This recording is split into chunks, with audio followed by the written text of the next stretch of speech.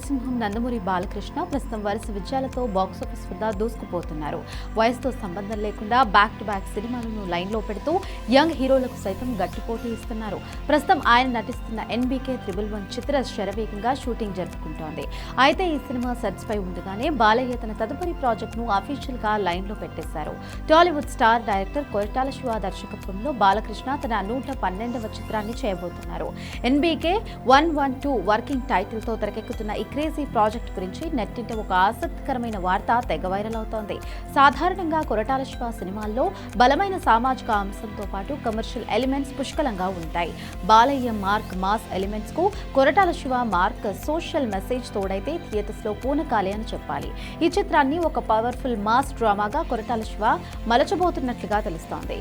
ఇప్పటికే ఈ సినిమాకు సంబంధించిన కథా చర్చలు పూర్తయ్యాయని, బాలకృష్ణ బాడీ లాంగ్వేజ్ కు సరిపోయేలా ఒక అద్భుతమైన స్క్రిప్ట్ ను కొరటాల సిద్ధం చేశారని తెలుస్తోంది.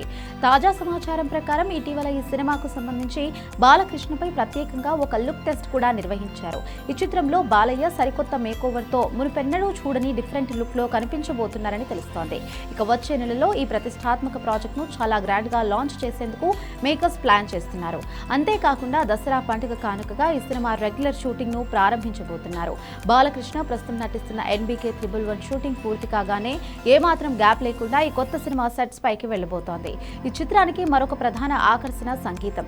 సౌత్ ఇండియాలోనే most wanted music director rock star Anirudh Ravichander ఈ చిత్రానికి సంగీతం మరియు బ్యాక్గ్రౌండ్ స్కోర్ అందించబోతున్నారు. కొరటాల శివ గత చిత్రం దేవరకు అనిరుద్ ఇచ్చిన మ్యూజిక్ ఏ రేంజ్ లో హిట్ అయిందో మనందరికీ తెలిసిందే. ఇప్పుడు బాలయ్య సినిమాకు కూడా అనిరుద్ అదిరిపోయే ట్యూన్స్ రెడీ చేసుకోబోతున్నట్లుగా వార్తలు వినిపిస్తున్నాయి. ఈ ప్రతిష్టాత్మక చిత్రాన్ని ప్రముఖ నిర్మాత సుధాకర్ మిక్కిలినేని అత్యంత భారీ బడ్జెట్ తో ఎక్కడా రాజీ పడకుండా నిర్మించబోతున్నారు. ప్రస్తుతం ఈ సినిమా ప్రీ ప్రొడక్షన్ పనులు, నటీనటుల ఎంపిక ప్రక్రియలో దర్శకుడు కొరటాల శివ బిజీగా ఉన్నారు.